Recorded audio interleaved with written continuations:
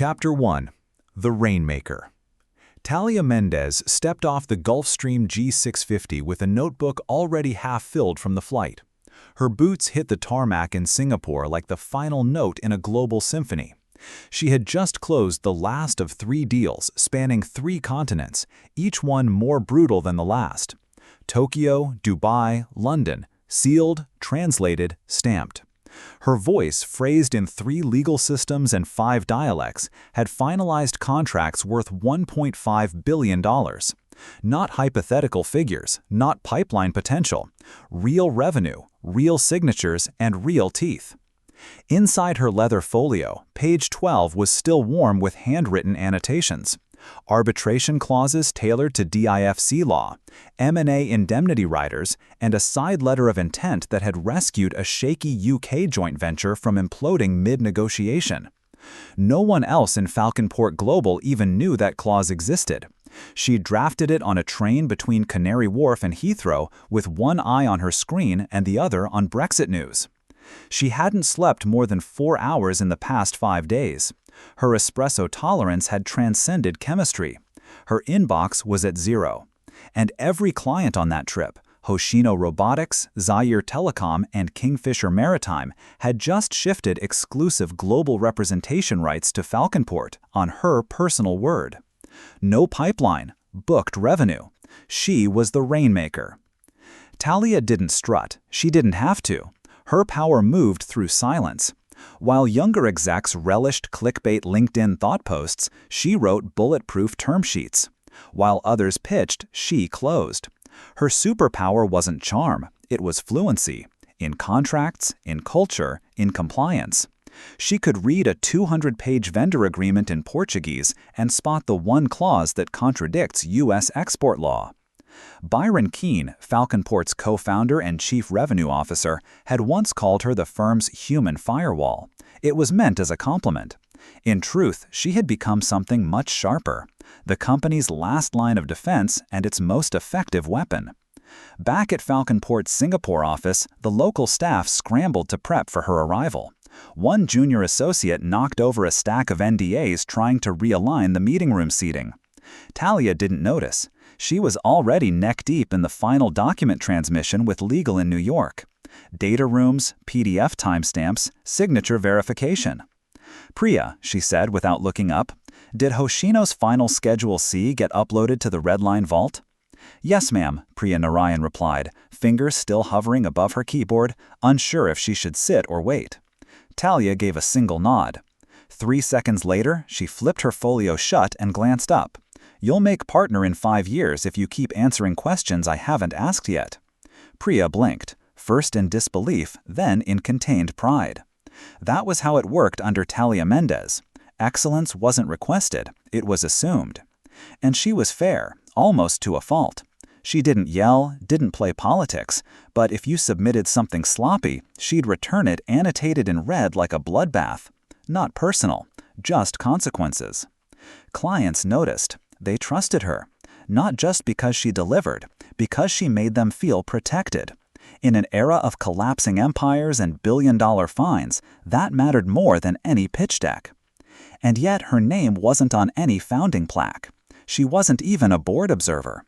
Despite single-handedly doubling the firm's client portfolio in 18 months, she still reported to Byron Keene, a man who hadn't left Manhattan in 2 years, and once referred to GDPR as that French privacy thing. As the final client email came through, Zaire Telecom's CEO confirming the 5-year exclusive, Talia allowed herself 10 seconds of silence. Not joy, not relief. Calculation. The bonus pool this year would be record-breaking. And her share? 6:58 p.m. in Singapore, which meant it was 6:58 a.m. in New York. Time for Byron to receive the news. She typed one line into Slack. All 3 signed, 1.53B secured. Client confirmations in vault, details in red line. No exclamation mark, just facts. She didn't wait for a response. She never had to. But tonight, she would. In her hotel suite, Talia ordered in a meal she wouldn't finish. Grilled fish, lemon rice, sparkling water. She sat by the window, watching the endless grid of shipping tankers in the harbor below, each a piece of the economic system she helped manipulate with surgical precision. Her phone buzzed once. Slack notification. From Byron. "Call me when you land in London. Something urgent came up. Sent 7:03 a.m. EST. No congrats, no well done, not even a thank you.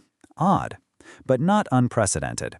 Byron always treated her like the most useful gear in his machine, vital but replaceable. Still, her instincts stirred. She double-checked the language. Something urgent. Not urgent for you, not urgent about the deal. Just urgent. The next day, her flight to London was smooth. Emirates business, Wi-Fi on. She monitored Vault analytics. All 3 clients were reviewing onboarding packages. Falconport's stock price had already jumped 4.7% on rumors of new Middle East expansion. She tracked each movement with calm precision. Until 36,000 feet above the Balkans, halfway through reviewing a due diligence packet on Kingfisher's pending acquisition, her phone lit up again. Unknown number, Manhattan area code. She answered, expecting Byron. Instead, it was HR. And 5 minutes later, she was fired. Mid-air. No cause given. Just, effective immediately, your services are no longer required. No severance, no explanation, just a lockout from Slack, Vault, and email. Redline access revoked. Her laptop screen blinked black. She sat frozen, staring at her reflection in the screen. Then, slowly, she opened her folio and flipped to page 12, the one with the indemnity clause, the misattributed credit line, and the embedded backdoor into Falconport's client architecture. Byron had never read that clause, but she had written it. She hadn't needed a weapon until now, but it had been waiting for years, ready. The business class cabin hummed with ambient noise, ice clinking, murmured conversations, the soft whir of engines somewhere far beneath their feet. But inside seat 3A, everything had stopped. Talia stared out the window, watching clouds twist like smoke across the wings. Somewhere over Vienna, or Zagreb, it didn't matter.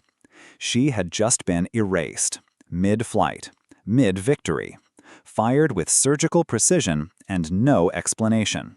That alone was the tell. If it had been performance, she would have seen it coming. If it had been politics, she'd have smelled it weeks in advance. But this?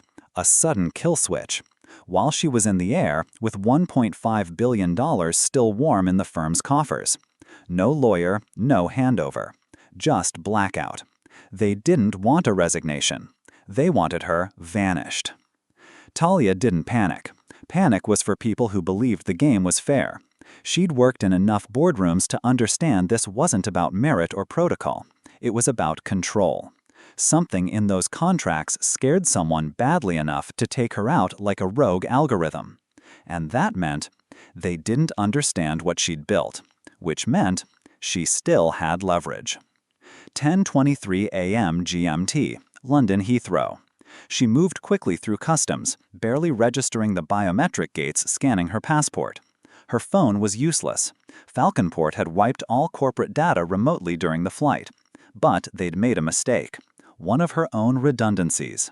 Talia had always kept a split-stack architecture, the Redline Vault, owned by Falconport, and her personal breadcrumb archive, a low-visibility secondary cloud buried in nested folders, encrypted behind a firewall of decoy files labeled things like Holiday Photos 2017 and Thermodynamic Design Patterns. She unlocked it using an old voiceprint authentication string, a phrase from her graduate days in engineering ethics. No system is safe when its designers are silenced. The archive bloomed open. Inside, every redline draft she'd ever touched, every comment thread, every signature trail, every compliance exception, every backdoor clause. She checked her watch. She had a 3-hour layover before her next flight, the final leg back to New York. That gave her 180 minutes to confirm the obvious. They had used her, then cut her, fast, before the contract settled.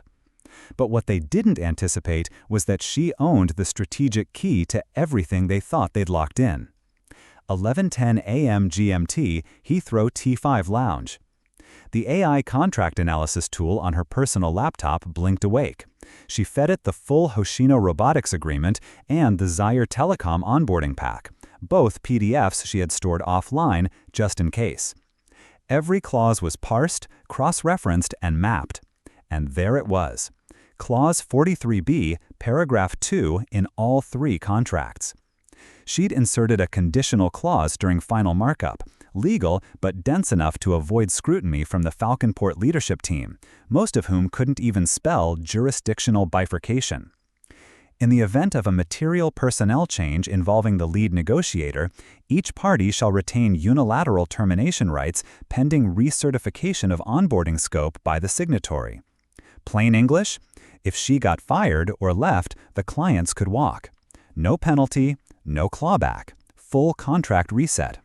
It was designed originally to protect her clients, to give them an out if Falconport tried to swap in a junior partner or post-deal closer.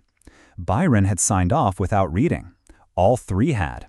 Now, unless Falconport could convince Zaire, Kingfisher, and Hoshino to renegotiate within 10 business days, they were legally screwed.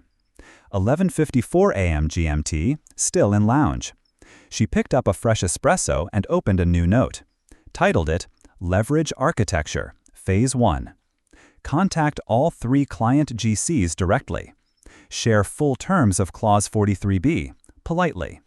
Offer availability for continuity consulting under NDA. Let Falconport panic. Not revenge, not yet, just positioning. She had barely begun composing the draft email when her phone buzzed again. Unknown number. Area code, Abu Dhabi. She answered. Ms. Mendez, a clipped, polite voice. This is Rami Asfour, General Counsel, Zaire Telecom. We've been informed of your departure from Falconport. The chairman wishes to know if this is a mistake.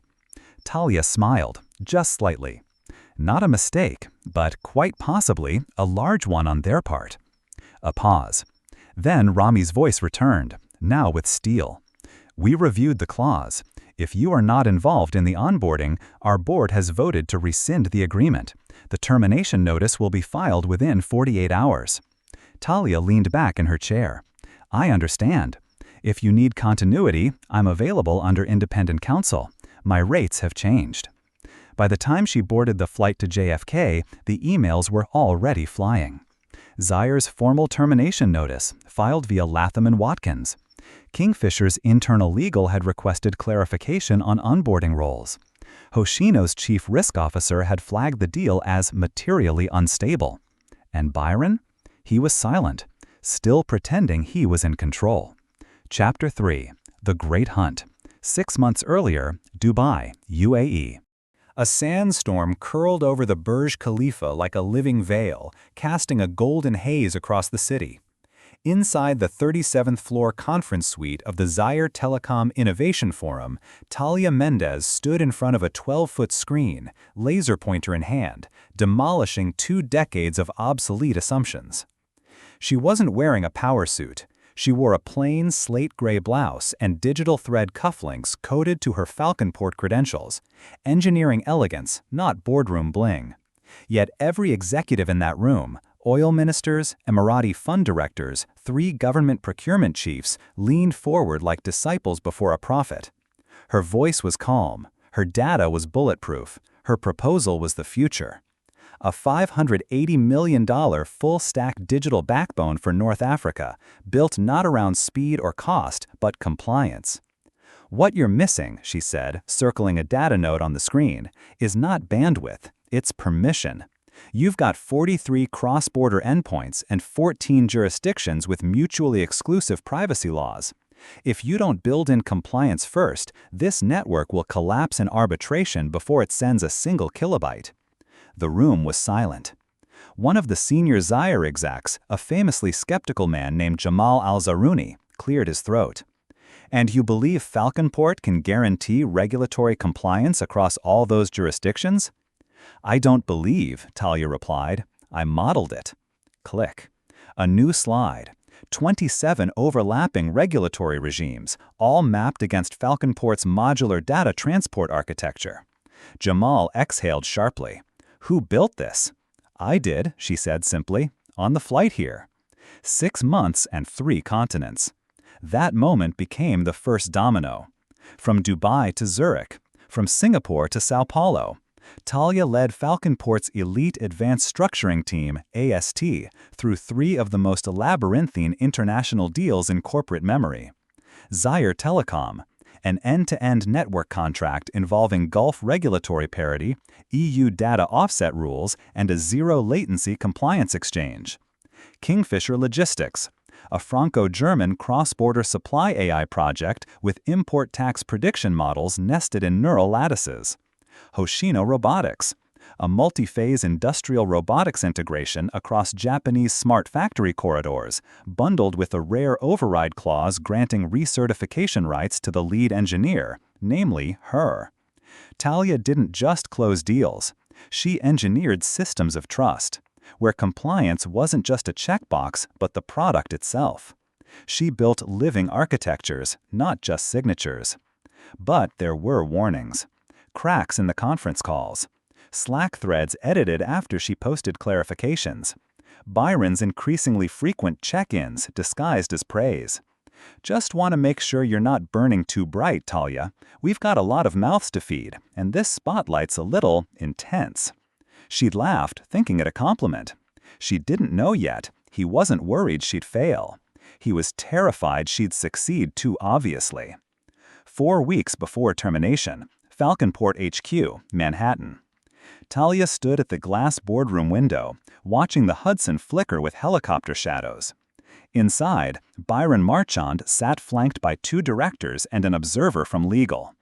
"We're greenlighting all 3 contracts," he said, thumbing through the approvals. "Your work's exceptional, Talia." "Appreciate that," she replied, folding her hands. "Just one note on the recertification clause, the 43B." Byron waved it off. "Standard CYA language. We skimmed it. It's fine." He didn't even look up. That was the moment she should have known. He didn't read it. But he would sign it. 2 weeks before termination, Hoshino HQ, Osaka. The Hoshino legal team pushed back, gently, respectfully, on Clause 43B. "Why this conditional trigger?" asked Nakamura-san, the lead counsel. Talia nodded. "Because trust should survive personnel shifts, but authority should not." That line, short, unarguable, made it into Hoshino's internal memo. And 2 days later, they signed. 1 week before termination, Falconport War Room. Talia uploaded the final bundles, triple-checking clause integrity, jurisdiction triggers, and crypto signature fingerprints. Each contract contained a fully auditable blockchain ledger, real-time compliance alerts wired to client-side dashboards, and buried deep within, a tripwire, Clause 43B. Her quiet sentinel, her canary in the system. What she didn't know? That same night, Byron summoned 3 mid-level closers from his own circle, all men, all ex-consultants, all eager. He showed them the deals, told them he'd just handled the heavy lifting, then promised them lead roles, a global expansion, 250,000 bonuses. He was betting they'd never read the fine print, and even if they did, he assumed Clause 43B was just noise. Back to present day, Talia's notes, JFK landing sequence. They didn't read it. They don't own it. I do. The great hunt was over. Now came the extinction. Chapter 4, The Foresight Gambit. 18 months earlier, Falconport R&D Annex, Palo Alto. Long before the Zaire deal, before Clause 43B, before anyone outside the company even knew what compliance-layered architecture meant. Talia Mendez sat alone in a drafty lab surrounded by algorithmic heat maps, encrypted flowcharts, and a broken espresso machine. Her official title back then was Lead Systems Integration Engineer. Unofficially, she was the last person to touch anything critical before it hit a regulator's desk. She wasn't cynical, but she was prepared. And it all started with a catastrophe she never forgot. Flashback, the Reykjavik breach. Falconport had once been part of a 3-way merger with a Nordic data firm, Arbeit, and a German logistics startup. The integration looked brilliant on paper, a way to create a pan-European compliance cloud. Talia, then just a junior systems auditor, raised a red flag. You can't store Polish citizen biometric data on Icelandic servers without explicit dual consent architecture, Article 47b of the EU DDR. Her report was buried. 2 months later, Arbite's data center suffered a breach. They were fined 28 million euros under GDPR. Falconport's share price dropped 17%. Talia was never reprimanded, nor thanked. She simply decided never again. Back to the annex, design of the canary. She began building defensive tools, not for sabotage, not even for protection, but for transparency enforced by structure. Her idea, a conditional authority revocation clause, embedded at the architectural level of all her work. What would become Clause 43b was a small utility subroutine she nicknamed Canary Lock, a logic bomb that quietly flipped access permissions if someone tried to replace her without proper documentation. It didn't lock systems. It just disabled Falconport's contractual rights unless the lead engineer was retained or given final audit sign-off. She presented it once to Byron. "Too cautious," he scoffed. "We're not a law firm, Mendez." So she shelved the concept. Formally, informally, she iterated, quietly.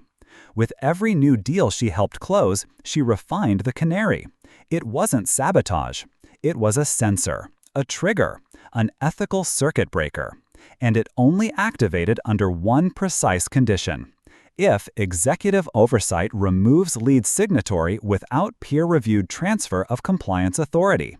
It was legal, it was buried in compliance code, and it had been sitting live in Falconport's most ambitious deals for nearly a year.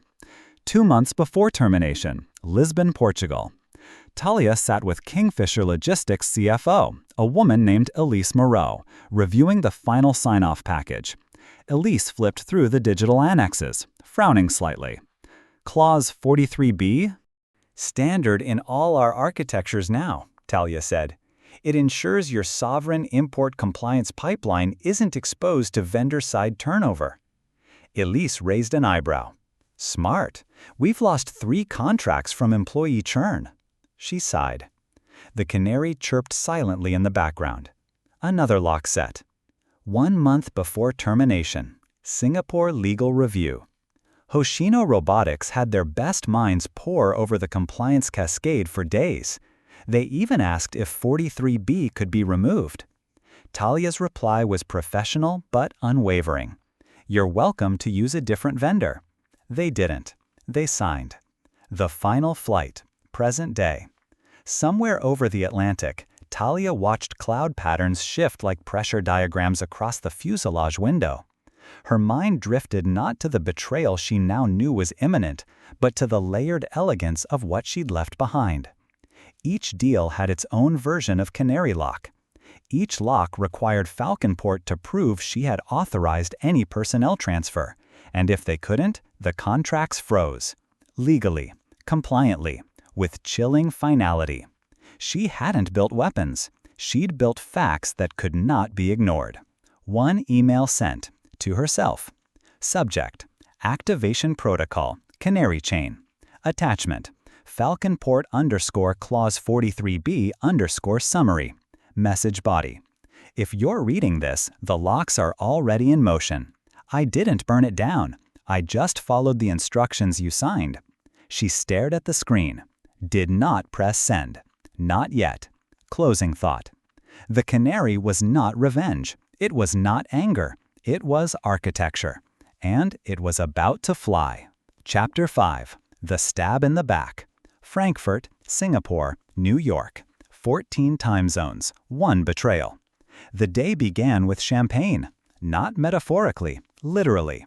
Talia Mendez was in a Lufthansa first-class lounge at Frankfurt Airport, sipping a glass of Cru Grand Cuvée while finalizing the last tranche of transfer protocols for the Zaire Southeast deal. $1.5 billion in pre-committed orders, 3 continents, 6 layers of regulatory compliance. At that moment, she was the keystone in the biggest commercial architecture Falconport had ever attempted. By 9:15 p.m. Singapore time, her inbox was glowing with sign-offs. Her thumbs flew across her tablet, firing encrypted payloads of final documentation to Zair's in-house counsel and Singapore's Ministry of Cross-Border Technologies. Her phone buzzed. Caller ID, Byron R., Global VP Strategy. Talia, incredible work. Seriously, this is monumental. Board's ecstatic. You're the linchpin in this whole architecture. We're finally going global. Just doing what you hired me to do. Well, actually, about that. There's a structural shift coming. Nothing you need to worry about on this trip. Just keep pushing those final documents. We'll talk Monday. The call ended with a smile in his voice and a knife under the tone. New York, 3:40 p.m. EST, while Talia slept mid-air. Falconport's HR server logged an auto-generated memo backdated 1 hour to appear organic. Subject: Structural Realignment, Systems Oversight Protocol. Effective immediately. Talia Mendez is no longer assigned as lead systems integration engineer. Oversight of Falconport's regulatory chain will be transitioned to Kenneth Doyle, Director Strategic Ops, pending final approval. Authority: signed electronically by Byron R., co-signed Jason Halberd, Chief Compliance Officer. No phone call, no discussion, not even a courtesy CC. Just a shadow reassignment while she cruised at 37,000 feet. Zair HQ, Abu Dhabi, 6:15 a.m. local. An automated compliance trigger activated on Zair's server. As per Clause 43B, their legal counsel received a real-time notification. Lead signatory authority terminated. Falconport no longer retains approved oversight for compliance-critical architecture. Contractual suspension initiated. 3 red flags appeared on their dashboard. The contract froze. Talia lands. JFK, 6:04 a.m. EST. Bleary-eyed but alert, Talia connected to airport Wi-Fi and checked her Falconport dashboard. She couldn't access the compliance repo, not even in read-only mode. She tried her secure Canary Lock test panel. Login failed. Credential ownership revoked. Her heart didn't pound. It compressed. Silently. Mechanically. She opened her personal Gmail. An email sat in her inbox. From hr@falconport.global. Time 2:39 a.m. Subject: End of contractual engagement. Dear Miss Mendez, in accordance with Clause 12.4b of your employment agreement, Falconport Global is initiating a compliance-based restructuring of systems integration. Your contract is hereby terminated, effective immediately. Please refer to the attached severance information. No name, no signature, no phone call. Her lips tightened. Not in surprise, in calculation. Zair cancels the deal. 6:31 a.m. EST. Falconport's Zaire comms line lights up with a Priority 1 termination signal. The $1.5 billion contract implodes in real time. Legal teams scramble. They discover the clause too late. Clause 43B requires continuous oversight by signatory engineer or equivalent transfer authorized by the signatory themselves. The compliance chain is broken, unfixable. Lisbon and Singapore follow. 6:45 a.m. EST. Elise Moreau of Kingfisher Logistics notices the Zaire collapse. She scans her contract. Clause 43B. 2 minutes later, she calls it in. We cannot proceed without audit continuity from Miss Mendez. Transfer without her written handover voids the compliance stream. She invokes a suspension clause.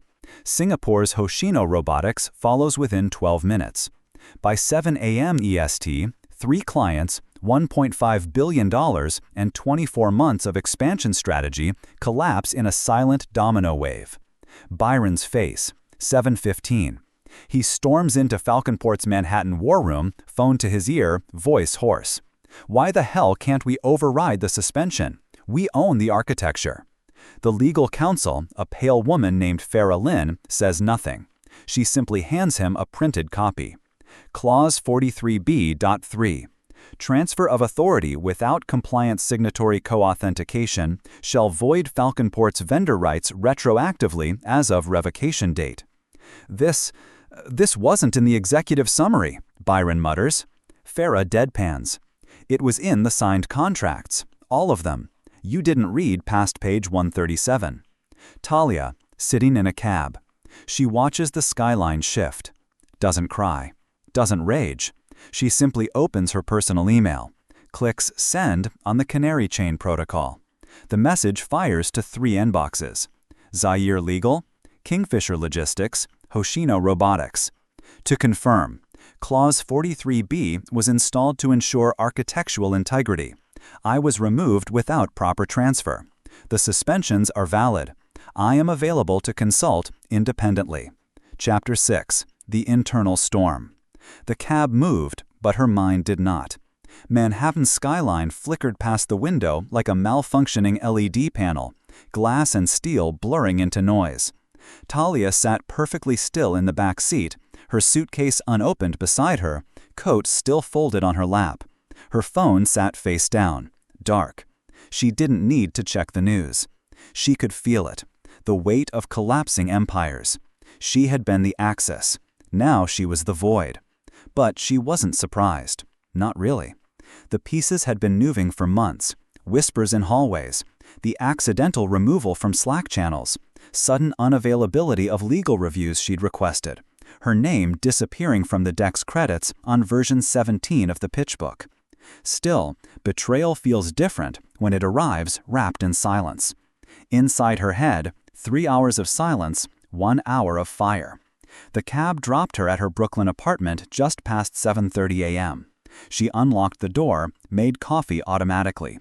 Ethiopian Yirgacheffe, hand-ground, Chemex slow drip. Precision calmed her. She sat on the counter while it brewed. Not at the table, not on the couch, the counter. Her safe zone, eye level with the stove, a relic of her training. Never trust a surface that wasn't built to withstand heat. The phone vibrated again. Byron. Twice. Ignored. Then Jason Halberd, the chief compliance officer. She answered this one, more out of curiosity than civility. Talia, this was a misunderstanding, a lapse. We need to talk about your transition. Her voice was flat. You violated Clause 43B 3 times across 3 sovereign jurisdictions. A pause. He hadn't expected her to cut through the formality. We didn't know it had binding force. Then you didn't read the appendices. I wrote them.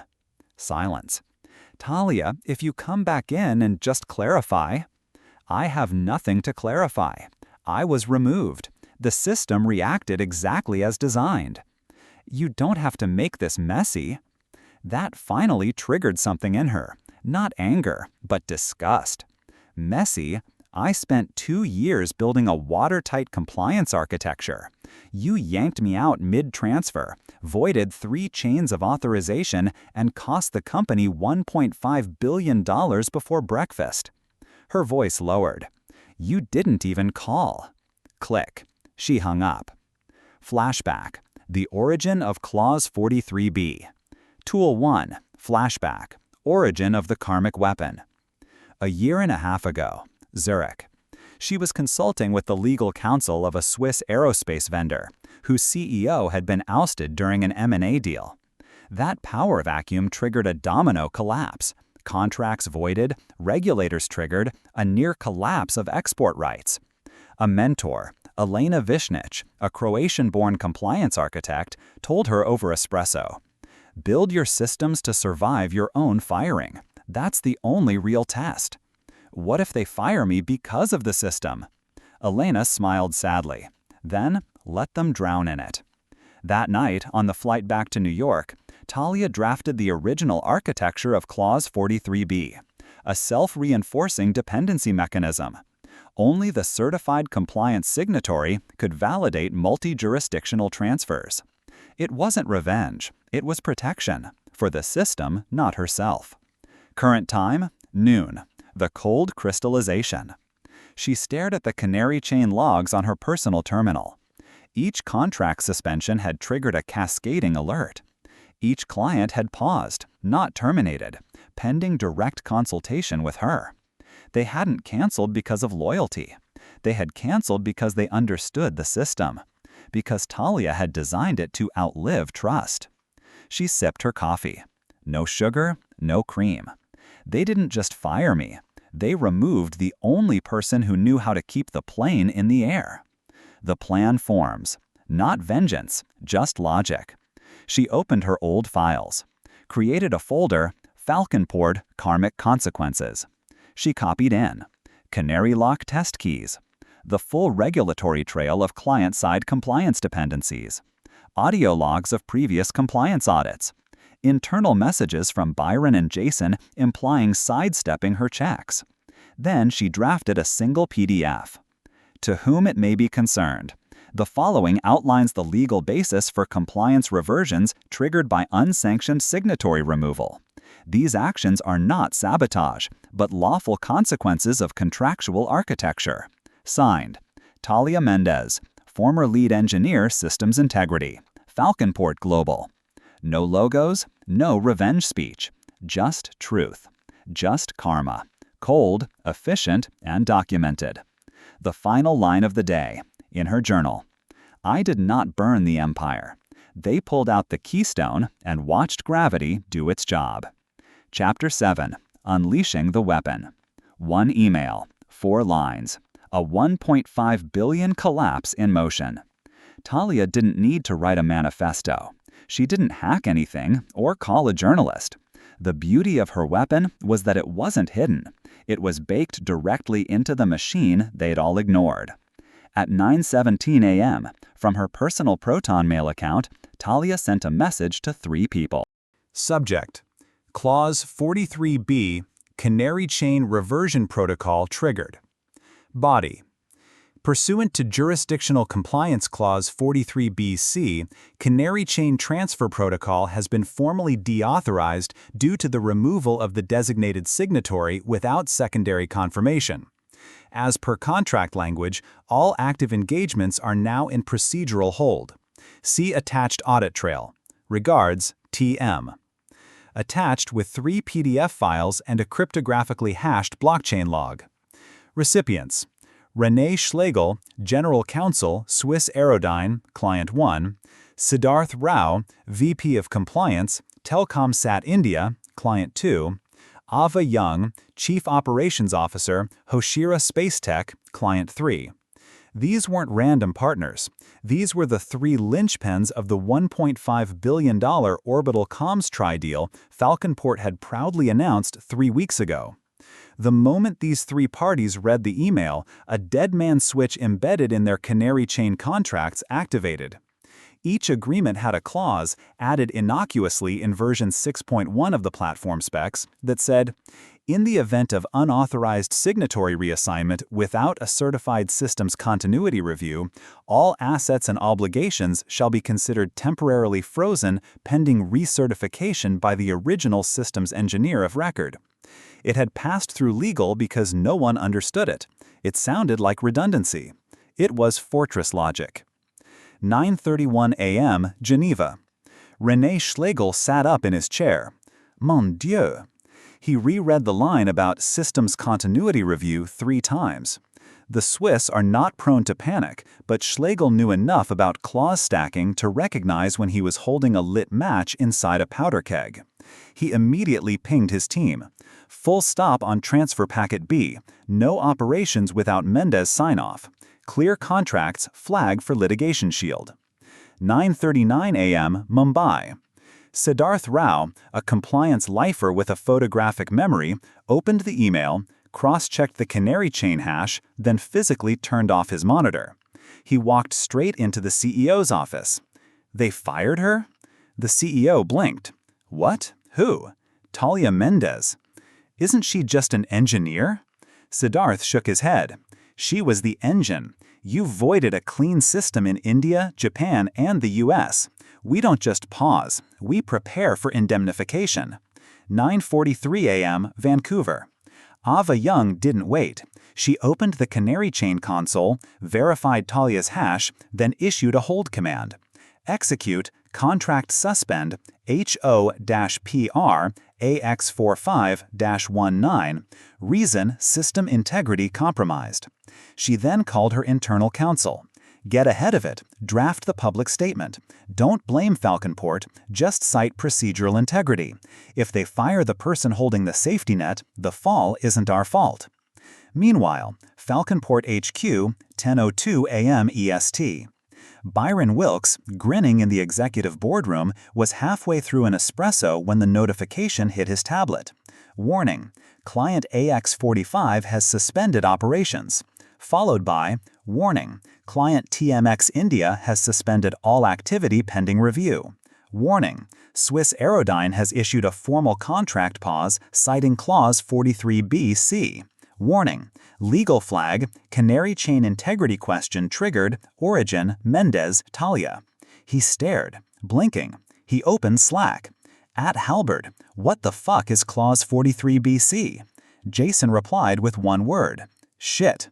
Back to Talia, 10:18. She didn't gloat. She didn't refresh her inbox for reactions. She simply closed her laptop and exhaled. The action had been done. Clean, quiet, clinical. This wasn't an attack. This was a safeguard reacting exactly as designed. Falconport had not been destroyed by an angry ex-employee. Falconport had self-destructed the moment it invalidated the keystone of its own compliance lattice. No press release could spin that. The Weapon.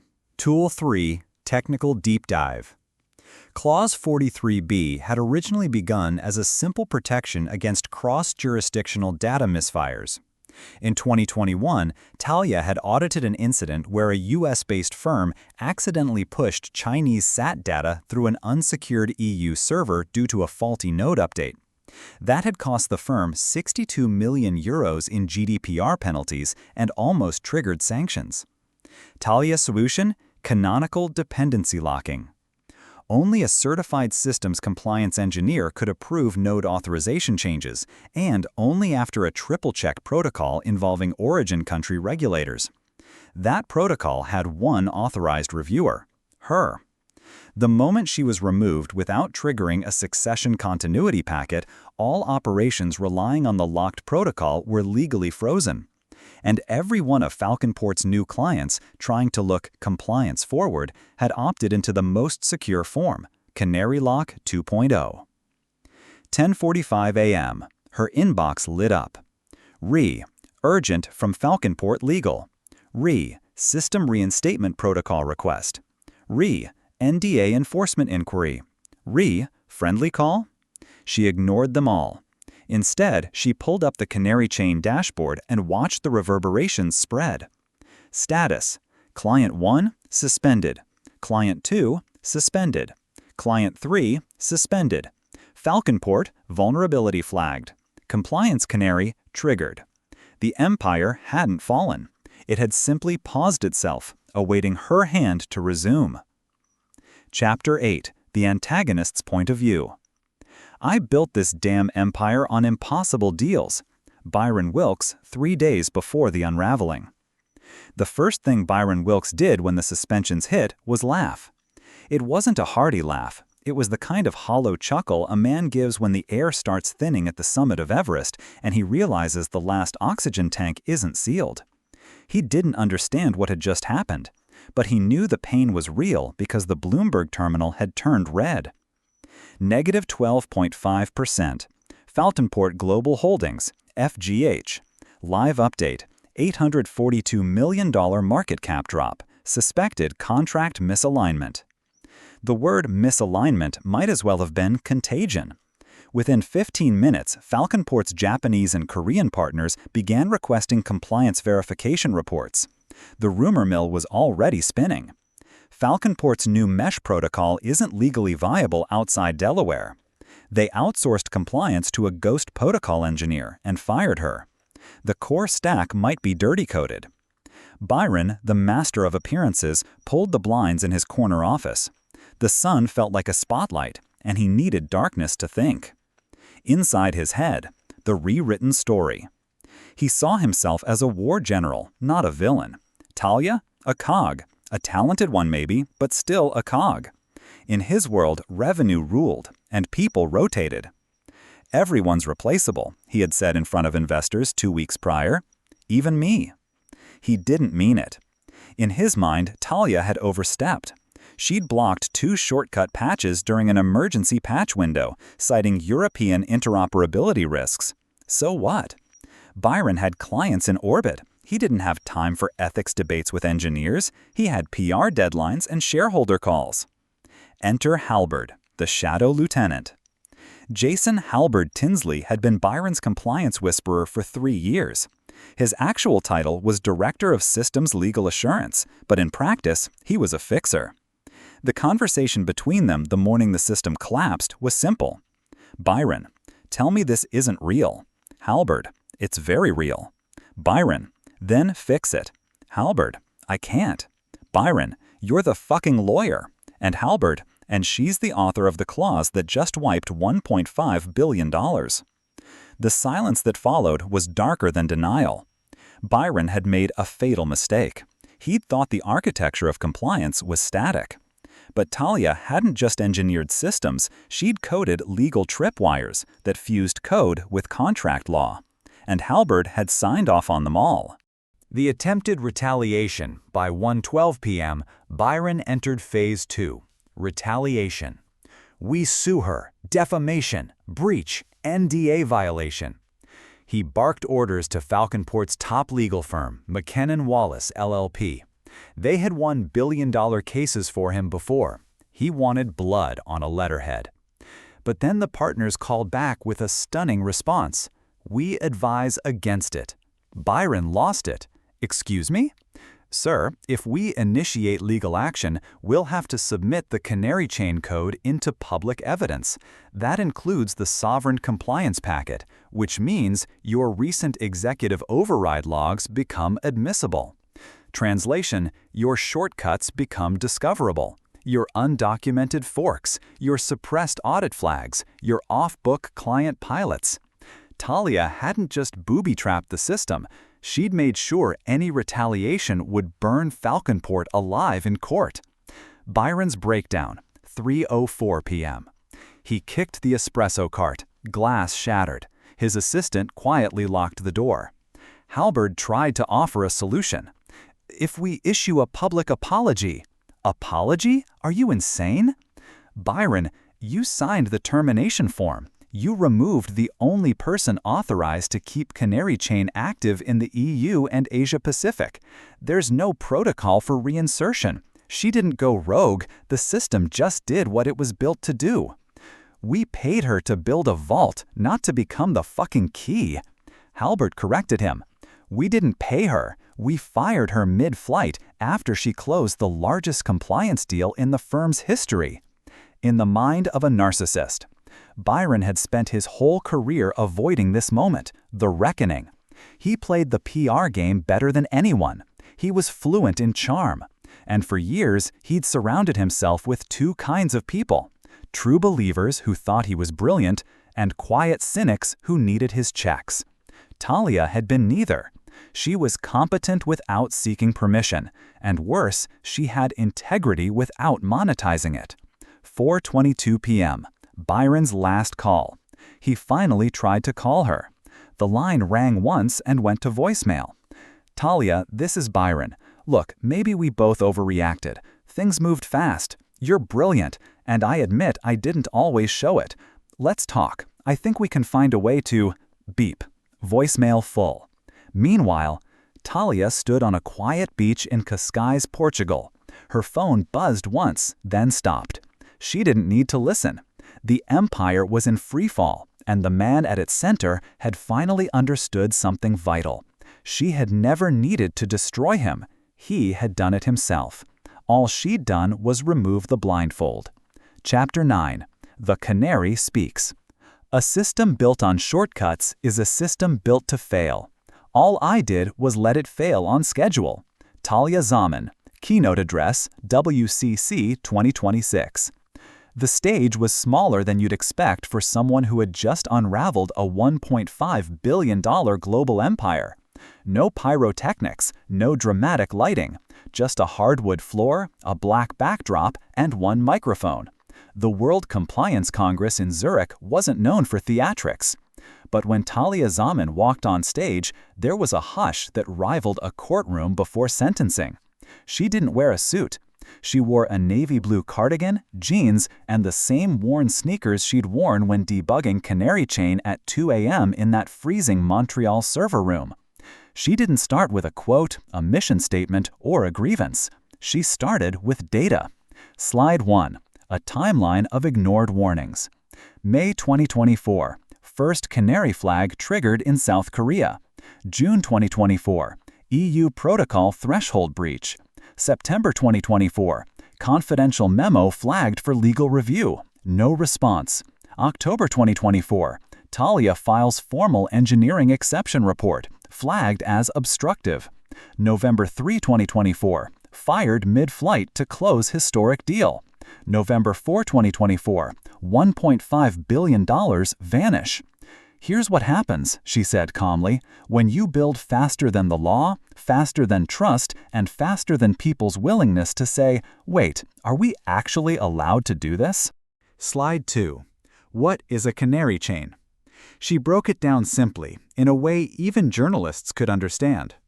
A canary chain wasn't a product. It was a digital conscience. It was a protocol-level compliance tool with programmable ethical tripwires. When violations occurred, the system didn't crash. It quietly refused to move. That was the part that stunned the crowd the most. Falconport's entire system hadn't broken. It had done exactly what she designed it to do. I didn't sabotage a system, she said. I just reminded it what the rules were. Slide 3. What I refuse to let happen. Backdoor client data mapping for an unlicensed defense contractor. Circumvented audit trail for UAE-based private banking. Emergency patch scripts that bypassed privacy schema in Europe. Auto-enrollment loophole in Malaysian healthcare APIs. Each bullet point was backed by a commit hash. Each hash was timestamped. Each timestamp included executive override authorization and Byron's initials. Then she dropped the bombshell, the Canary Vault. Before I left Falconport, I left behind a compliance vault, an encrypted, immutable ledger of every ethical conflict, override, and unsanctioned protocol change I was asked to ignore. I didn't leak it, I didn't sell it, I simply released the key. To regulators and to the clients. Silence. And then a slow, stunned applause, led by a Belgian privacy commissioner in the front row. The final slide. Not a whistleblower, a canary. She let the last slide hang behind her. Yellow. Canaries were once used to detect invisible poison. B. They weren't meant to survive, only to warn. C. I survived, and now I speak. Backstage, the avalanche begins. By the time she left the stage, her phone had 116 missed calls. 6 were from regulatory compliance boards. 12 were from whistleblower advocacy groups. 1 was from Netflix inquiring about adaptation rights. But the one that mattered was from the Director of International Cyber Law at the UN, who left a short message. Ms. Simon, we've reviewed your Canary Chain schema. We'd like your help drafting the new global standard. Meanwhile, Byron Wilkes was on a different kind of stage, a Senate subcommittee hearing. His voice, once smooth as silk, cracked under oath.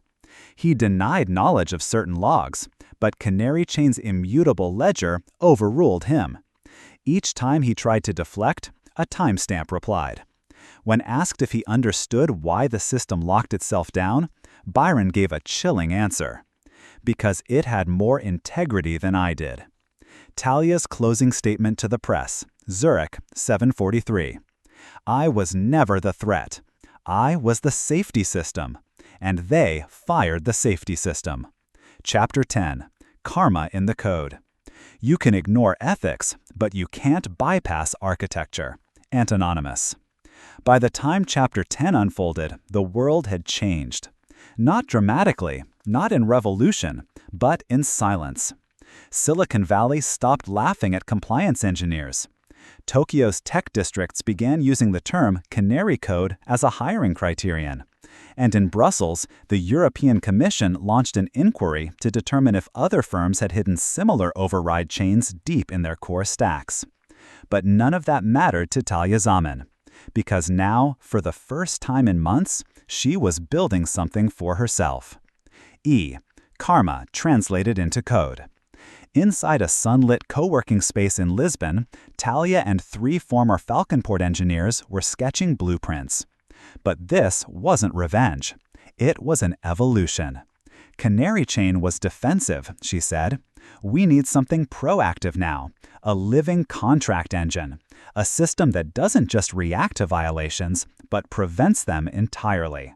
She called it Karma, contractual, autonomy, resistance, module for accountability.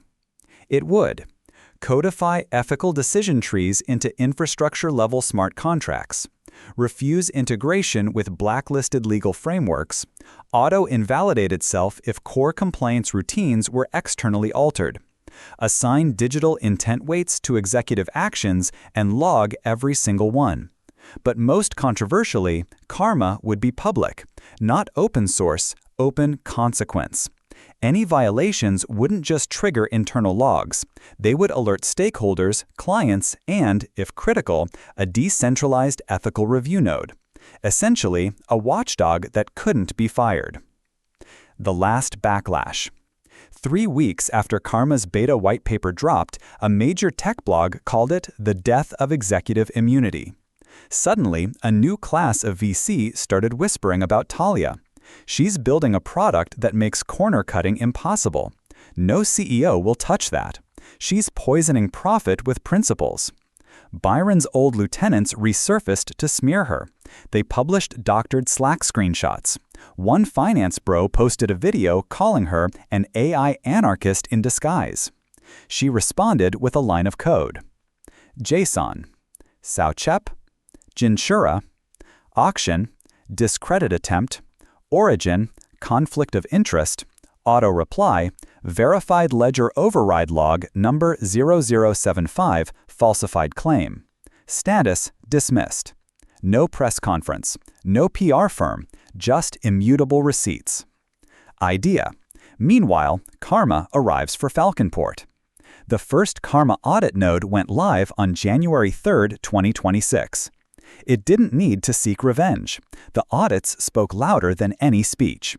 One Fortune 100 client defected, then another. Then the Japanese Ministry of Innovation announced it would no longer license platforms that didn't meet Karma thresholds. Falconport tried to pivot, rebrand, restructure, but the truth had metastasized. They built an empire with a glass backbone, a Wired article wrote, and forgot that one quiet engineer had the blueprint to every crack. Replay. Closure in a line of code. Talia finally returned to Montreal in March, invited to give a lecture at her alma mater. She ended her speech with a single slide. YAML.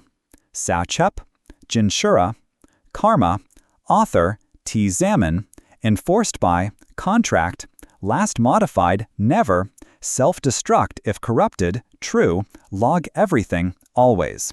She looked up and half the room was in tears. Microphone. Final interview excerpt, Tech Integrity Weekly. Interviewer. You were fired mid-flight, humiliated, and nearly blackballed. If you could change anything, would you? Talia. No. Interviewer. Even the pain? Talia. You don't build systems that resist corruption unless you've seen what corruption looks like from the inside. Karma isn't my revenge. It's the safety system for the next generation. They won't have to be fired to be heard. Chapter 11. The Canary Standard. First, they ignore the warnings. Then, they silence the whistle. Then, they collapse under the weight of their own arrogance. Byron Felk was not used to being ignored.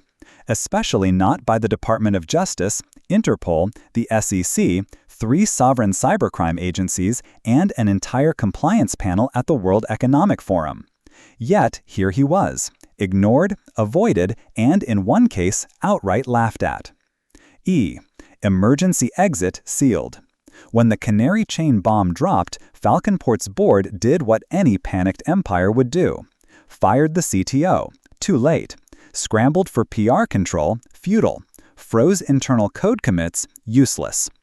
What they didn't know, what they couldn't know, was that the auto-invalidating compliance architecture had already started a daisy chain revocation process across their infrastructure.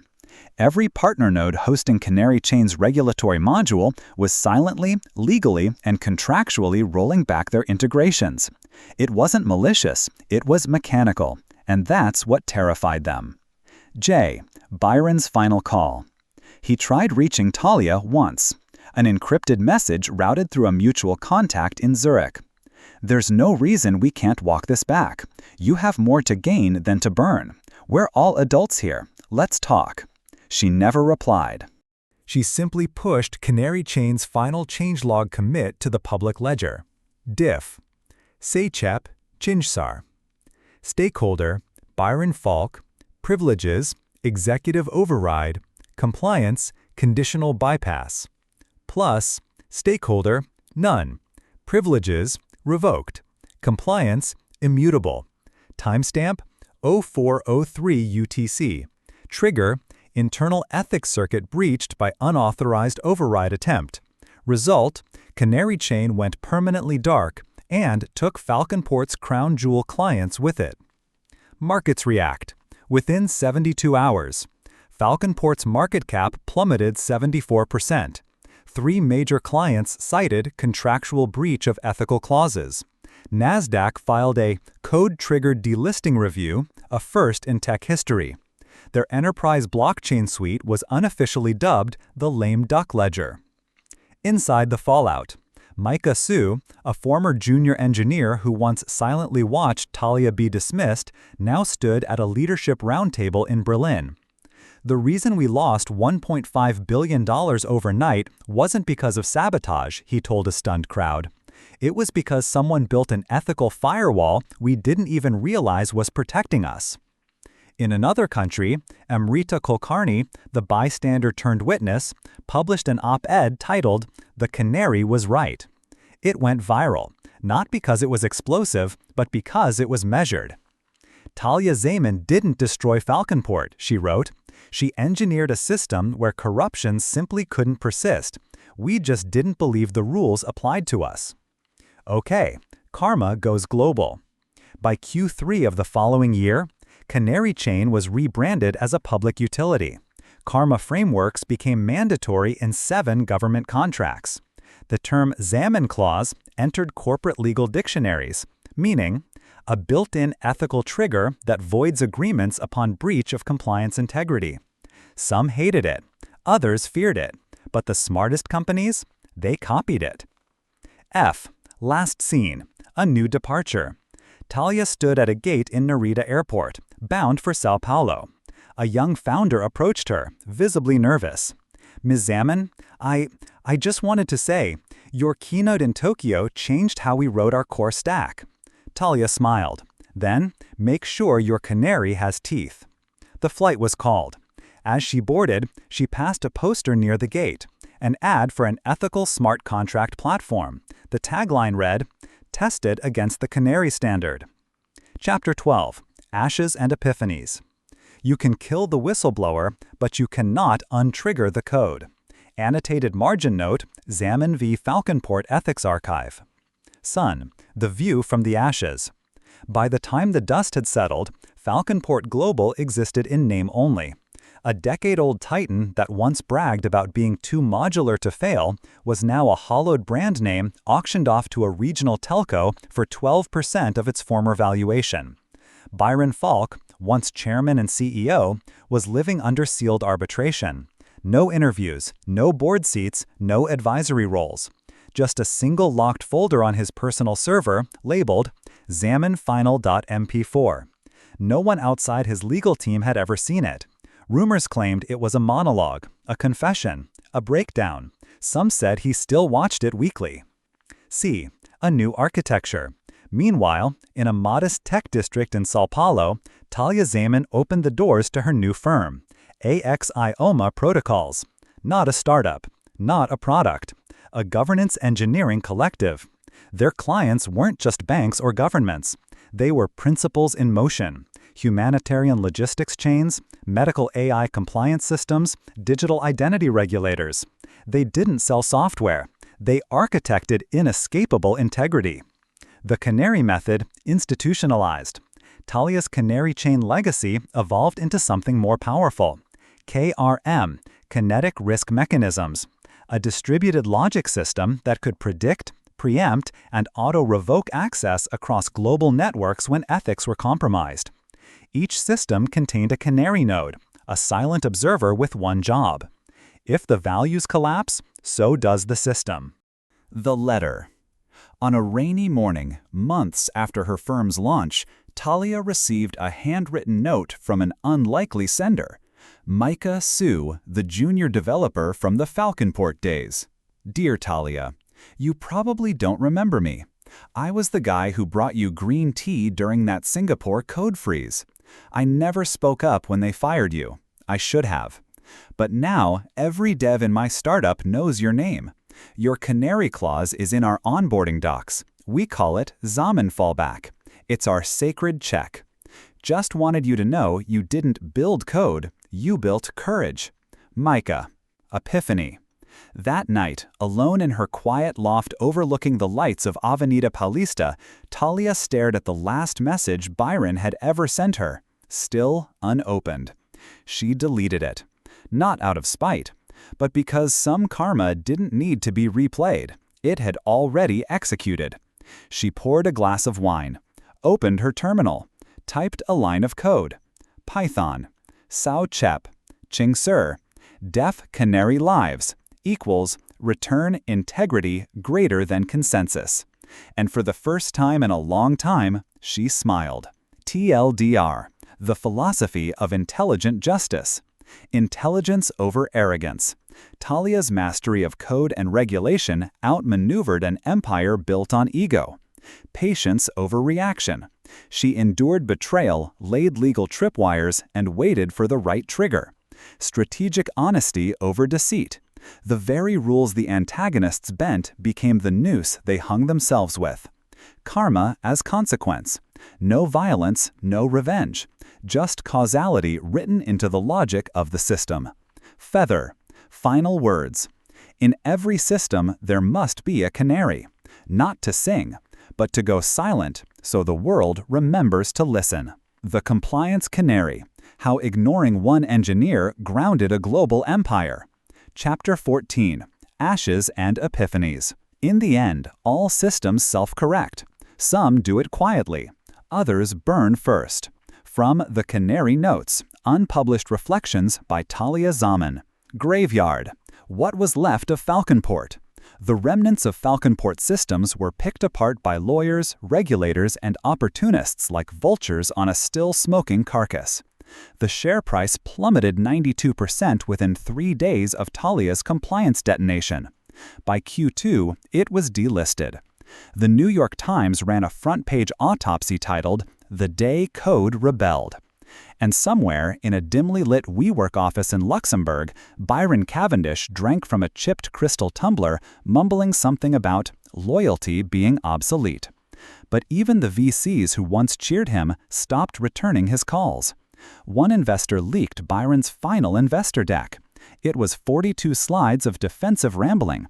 Slide 17, we miscalculated the optics of terminating Zaman. No one remembered the last 41 slides. Baggage, the final canary. In Geneva, at the Ethics and AI Summit, Talia was invited not as a speaker, but as a source. Her presence alone kept some CEOs from showing up. During a closed-door roundtable, a nervous compliance officer from a German biotech giant asked her, "If you knew then what you know now, would you still have planted the canary?" She considered, then answered, "No, beat. I'd have planted 2. Laughter broke the tension, but the lesson remained. Compact, a line of code that changed everything. Deep inside Axioma's root kernel, the canary protocol had evolved. It was now called Fletcher, fail-safe logic for ethical triggering of compliance heuristics in enterprise risk. Every time Fletcher was licensed to a new firm, it came with a clause. This system cannot be disabled without full disclosure to a verified public ledger. Attempts to do so will result in a permanent logic lock and immediate external notification. Byron once called Talia a walking insurance liability. Now, clients paid a premium to inherit her paranoia. Cup. Talia's final memo. Before taking a 6-month sabbatical into the Patagonian mountains, Talia left behind a short, encrypted memo to her team. No signatures, no send-off. Just this. They fired me mid-flight. I didn't land angry. I landed awake. Every lie has a timestamp. Ours just ran out. Build better. Speak sooner. Leave receipts. TLDR. The philosophy of intelligent justice. Talia Zamin didn't win because she yelled louder. She won because she planned smarter. Her revenge wasn't rage. It was precision. It was compliance automation as a trap, one triggered by the antagonist's own ambition. Byron Cavendish didn't fall because Talia destroyed him. He fell because he built a house of mirrors and couldn't tell reflection from reality. Karma was not mystical. It was programmed, with documentation, with backups, with audit trails. The last word. No one ever found out exactly how she architected the canary. But every compliance officer since has whispered, "Don't fire the one who writes the kill switch." Because sometimes the quietest engineer in the room is the one holding the match and the manual.